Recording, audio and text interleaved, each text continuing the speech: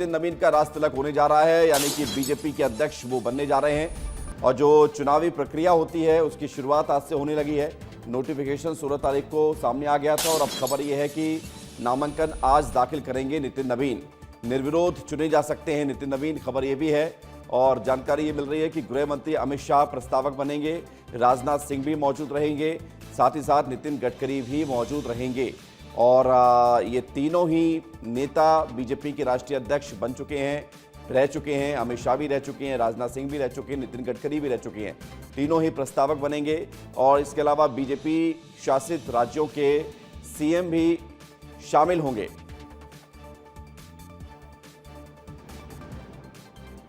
तो बीजेपी के नए अध्यक्ष जी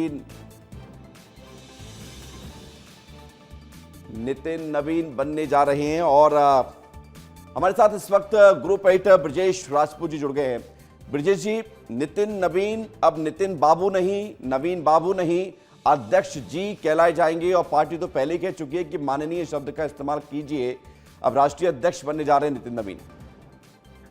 बिल्कुल विवेक, ये नई परंपरा शुरू होने जा रही है कि अब इनको नितिन नवीन चूंकि उम्र में बहुत कम है, 45 साल के हैं और उनको बहुत वरिष्ठों के साथ सब कुछ अपना कामकाज करना है। और बीच में पिछले कुछ दिनों में 2 वीडियो रिलीज हुए थे जिसमें बीजेपी के 2 नेताओं को नवीन नवीन कहते नजर आए थे। तो पार्टी ने इसको बहुत गंभीरता से लिया है। उसमें एक दिल्ली की मुख्यमंत्री रेखा गुप्ता थी, दूसरे असम के मुख्यमंत्री हेमंत बिस्वा शर्मा थे। उनके वीडियो सामने आए थे, नवीन नवीन कर रहे थे वो। तो इस बात को पार्टी ने गंभीरता से लिया है और अब सभी लोगों से कह दिया गया कि अध्यक्ष बनने के बाद नितिन नवीन को सिर्फ अध्यक्ष जी कहा जाएगा। वो किसी के नितिन बाबू नहीं होंगे, किसी के नितिन जी नहीं होंगे, उनको अध्यक्ष जी कहा जाएगा। तो एक तरीके से उनको सम्मान, उनको गरिमा और उनको पार्टी में जिस तरीके से नया महत्व मिलेगा, तो उसके लिए एक नई परंपरा शुरू की जाएगी। और इसके लिए सभी वरिष्ठों को, सभी लोगों को समझा दिया गया है कि उनको अध्यक्ष जी के नाम से ही संबोधित किया जाए। वरना उनकी उम्र इतनी छोटी है, उनके पार्टी में कई बहुत सारे वरिष्ठ सीनियर्स हैं, तो फिर यदि वो उनका नाम लेते हैं तो एक बहुत अच्छा संकेत नहीं जाता, जैसा कि पिछले 2 वीडियो में सामने आया था। तो अब ये तय किया गया है कि अब अध्यक्ष बनने के तुरंत बाद सभी उनको अध्यक्ष जी का संबोधित किया करेंगे, जिससे कि एक अध्यक्ष पद की गरिमा भी हो और जो नए नेता हैं उनको भी पूरी गरिमा और गंभीरता मिले। तो अब वो नितिन नवीन आज पर्चा भरेंगे। पर्चा भरने के बाद कल, जब चूंकि कोई चुनाव जैसी कोई गुंजाइश तो है नहीं, तो कल से उनको सभी लोग कहा अध्यक्ष जी कहेंगे और ये बीजेपी के नए अध्यक्ष जी की परंपरा शुरू हो गई है। बिल्कुल, ये परंपरा शुरू हो गई है। बहुत शुक्रिया ब्रजेश जी हमारे साथ जुड़ने के लिए। और चूंकि जहां पर इस पूरी प्रक्रिया का पालन किया जाना है, नितिन नवीन को राष्ट्रीय अध्यक्ष बनाने के लिए जो बीजेपी का संविधान का नियम है उसका पालन होगा बीजेपी मुख्यालय में। और आज नॉमिनेशन होने जा रहा है। सीधे रुख करते माहौल क्या है ये बताएंगे हमारे सहयोगी अमृत तिवारी। अमृत, बीजेपी दफ्तर में किस तरह की हलचल है, क्या क्या खबरें निकलकर सामने आ रही हैं? विवेक, भारतीय जनता पार्टी मुख्यालय में जो है नेताओं के आने जाने का सिलसिला वो शुरू हो चुका है। तमाम नेता पहुंच रहे हैं, अलग अलग राज्यों के मुख्यमंत्री भी पहुंच रहे हैं। जो जानकारी मिली, हरियाणा के मुख्यमंत्री सैनी पहुंचने वाले हैं थोड़ी देर में। उसके बाद से उत्तर प्रदेश के मुख्यमंत्री योगी आदित्यनाथ भी, पुष्कर सिंह धामी उत्तराखंड के, मध्य प्रदेश के मुख्यमंत्री चूंकि दिल्ली में ही है लेकिन मुख्यालय पहुंचेंगे कब इसके बारे में पुष्टि नहीं हो पाई है। शायद वो दावोस भी निकलने वाले हैं। लेकिन मैं अभी पहुंचा हूँ भी MP भवन, मध्य प्रदेश भवन, जहाँ पे बहुत सारे विधायक और जो सांसद हैं वो यहाँ पे ठहरे हुए हैं। तो यहाँ पे जो जानकारी मिल रही है, नरोत्तम मिश्रा भी हैं। 11:30 बजे यहाँ से कुछ नेता यहाँ से निकलने वाले हैं और कुछ नेता यहाँ से निकल चुके हैं। तो भारतीय जनता पार्टी मुख्यालय में जो है वो नेताओं के पहुंचने का सिलसिला जो है वो शुरू हो चुका है। 2 बजे से 4 बजे के बीच में नामांकन होगा। इस दौरान प्रधानमंत्री नरेंद्र मोदी और गृह मंत्री अमित शाह समेत तमाम जो बड़े नेता है, राजनाथ सिंह, नितिन गडकरी, वो लोग मौजूद रहेंगे। मध्य प्रदेश इकाई से अगर बात करूं मैं आपको, तो शिवराज सिंह चौहान रहेंगे,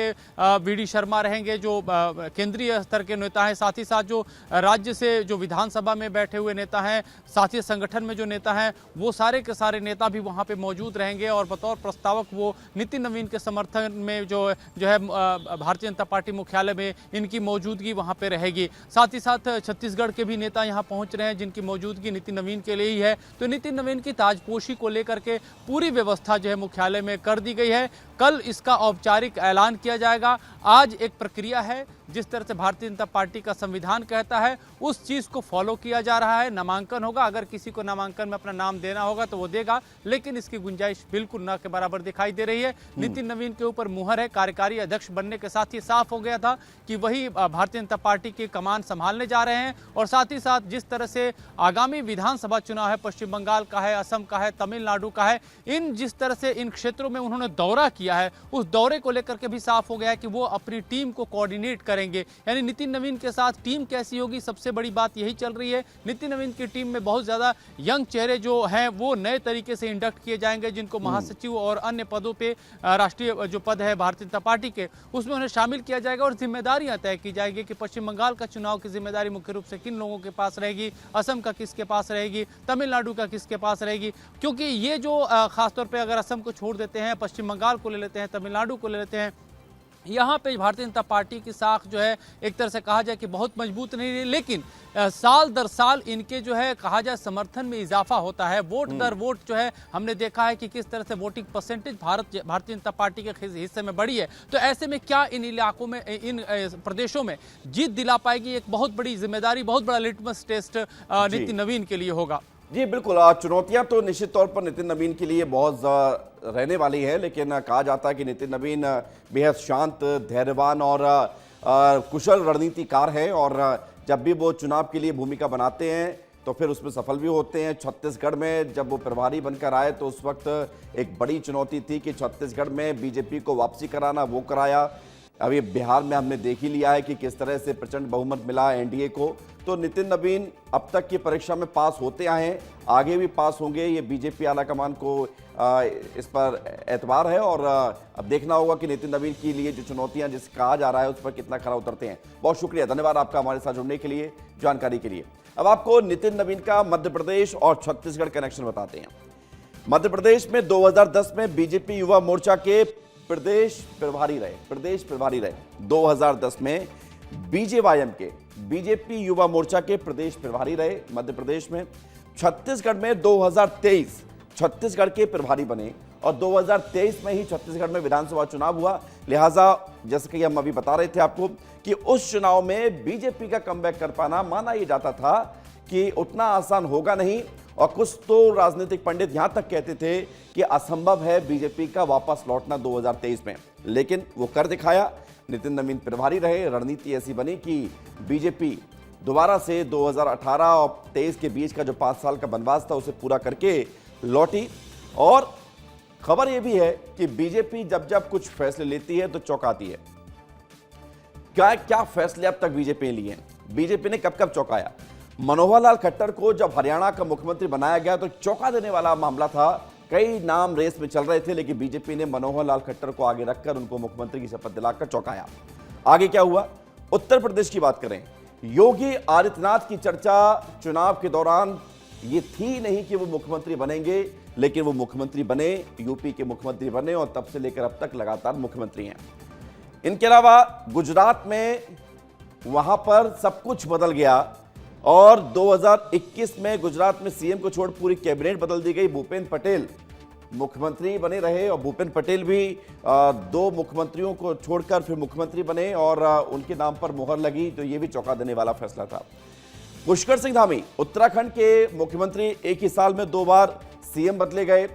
इनसे पहले त्रिवेंद्र सिंह रावत थे, त्रिवेंद्र सिंह रावत के बाद तीरथ सिंह रावत थे और उसके बाद उन दोनों को हटाकर फिर पुष्कर सिंह धामी को मौका मिला। और उसके बाद जब चुनाव हुए 2022 में तो पुष्कर सिंह धामी जो है दोबारा से मुख्यमंत्री बने, तो ये भी चौंका देने वाले फैसले थे। आप देखिए 2022 में बड़ी पार्टी होने के बावजूद भी एकनाथ शिंदे को बनाया, हालांकि ये उस वक्त की मजबूरी जरूर थी बीजेपी के लिए और एकनाथ शिंदे इसी शर्त पर आए थे बीजेपी के साथ, ऐसा माना जाता है राजनीतिक पंडितों के द्वारा कि वो सीएम बनना चाहते थे। और राजस्थान के मुख्यमंत्री भजनलाल शर्मा, इनको भी जब सीएम बनाया गया तो आप वो देखते होंगे जो वीडियो सोशल मीडिया पर वायरल होता है, वसुंधरा राजे के हाथ में जब चिट पहुंची तो उनके खुद के फेशियल एक्सप्रेशन ऐसे थे कि वो भी चौंक गई थी। राजनाथ सिंह पर्यवेक्षक बन के गए थे। और रेखा गुप्ता, ये हाल ही में बड़ा फैसला 2025 में लिया गया जब बीजेपी ने अरविंद केजरीवाल की सरकार को सत्ता से हटाया, तो उसके बाद रेखा गुप्ता अब मुख्यमंत्री बनेंगी, इसको लेकर चर्चाएं अंत तक नहीं थी। आखिर के दौर में चर्चाएं शुरू हुई और उसके बाद फिर वो चर्चाएं हकीकत में बदली। तो ये वो फैसले हैं जो बीजेपी ने तब लिए जिसकी उम्मीद किसी को नहीं थी। और नितिन नवीन भी जब अध्यक्ष बने कार्यकारी, तो उस वक्त भी किसी को ये पता नहीं था कि नितिन नवीन कार्यकारी अध्यक्ष बनने जा रहे हैं। तमाम रेस में नाम चल रहे थे, धर्मेंद्र प्रधान, शिवराज सिंह चौहान, वीडी शर्मा, कई नाम चल रहे थे, देश के प्रदेश के बड़े बड़े चेहरे, और उन सबको पीछे करते हुए नितिन नवीन अब कार्यकारी अध्यक्ष से राष्ट्रीय अध्यक्ष बनने जा रहे हैं।